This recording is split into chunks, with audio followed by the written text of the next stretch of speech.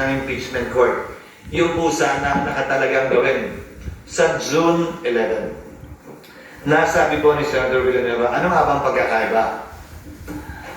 June 2, June 3, June 5, June 4, June 9, June 10, June 11.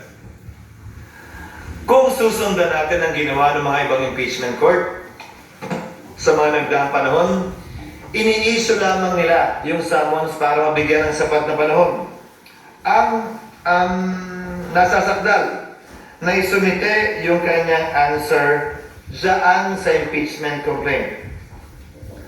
At pagkatapos nun, dahil magtatapos ang kapangyarihan ng mga prosecutor sa June 30, hindi po tayo pwede magpatuloy sa ating paglilit 30. Doon siya nagsasabi na may mga private prosecutor naman na i-appoint ang Kamara. With the principal goes the agent because the authority of the principal ceases by June 30. So, napag-usapan, tatawid ba ito? Tatawid ba ito sa susunod na kongreso? Kung gaano rin karami siguro ang senador, gaano karami din ang opinion, kung gaano karami ang abogado, gaano karami din ang magaling nilang basehan kung tatawid nga ba o hindi. My position is that it will. Mr. President, Your Honor, allow me to read a portion of the deliberations of the Constitutional Commission on this matter. Delegate Aquino, because I will proceed, quote, from settled jurisprudence that impeachment proceedings are essentially judicial in nature, such that it follows that when the legislative chamber undertakes these proceedings, it sits as a court of justice, and therefore, it is not bound by the rules of legislative sessions. It cannot adjourn. Assuming that the session is adjourned, impeachment proceedings should not in any way be affected by the adjournment of the session. Delegate Romulo. That is not precluded from our proposal. If the Commissioner wants to make it explicit and to suggest amendments to that effect, I suppose I would not object.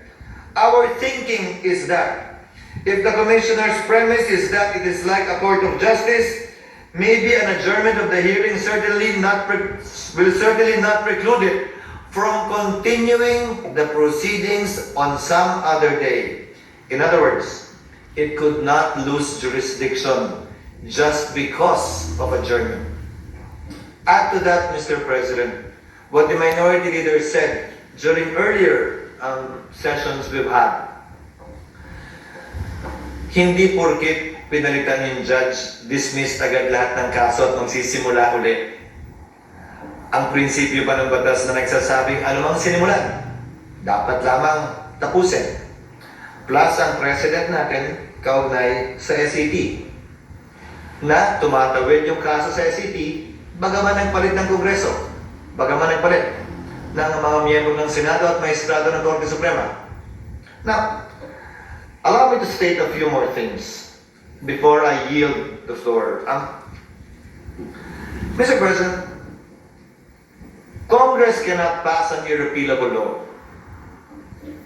Very much so that we cannot bind the next Congress.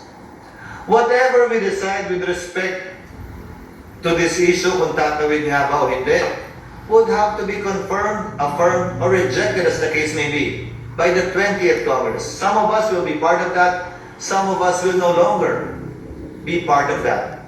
But we cannot tie their hands and bind their hands. But the same is true, Mr. President, Your Honor, if at all, with the House of Representatives as well. The 19th Congress also, to my mind, cannot bind. If the 19th Congress Senate cannot bind the 19th Congress, the 20th Congress Senate, then in the same breath, the 19th Congress House cannot bind the 20th Congress House. Certain procedural, to my mind, compliances need to be made in order for this to be done. As a last point, Mr. President, Your Honor, oo nga po at marami nagpapayag na opinion at maraming sinasabi laban sa Senado at higit pa sa sinumang miyembro ng Senado laban sa inyong lingkod. But I consider that as part of the burden of leadership, Mr. President, Your Honor. Bahagi yan ng trabaho bilang tagapangulo ng Senado na palikatin kung anumang pagsubok, anumang pasanin, anumang patutsada na ibabato sa Senado o sa tagapangulo ng Senado kaugnay ng ginagawa o di nito ginagawa. Pero alalahanin din sana ng ating mga kababayan, bagaman karapatan nilang sabihin at magsabi ng kanilang nasa sa loob, tulad ng paggalang na ginagawa natin sa mga nagpapahayag ng kanilang opinyon sa labas lamang ng Senado. Para po sa akin, lahat po ito ay welcome at respetado ko dahil sa isang demokrasya, importante ang malayang pagpapahayag ng opinyon. Sa isang demokrasya, Ginoong Pangulo, hindi naman pwedeng nagkakasundo tayo sa lahat ng bagay. Sa isang demokrasya, tama lang, okay lang at dapat lang na magkakaiba tayo ng pananaw basta't hindi tayo nagsasakitan, basta't hindi tayo nag-aaway o dumarating sa punto na magkakasakitan.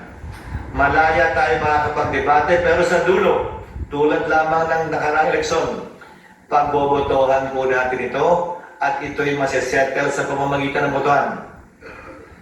Sino man ang manalo sa botohan, hindi nangangahulugang tama. Sino man ang matalo, hindi nangangahulugang mali. Iyon ang gusto ng nakararami. Gayon din sa mga opinyon na inihahayag sa ngayon.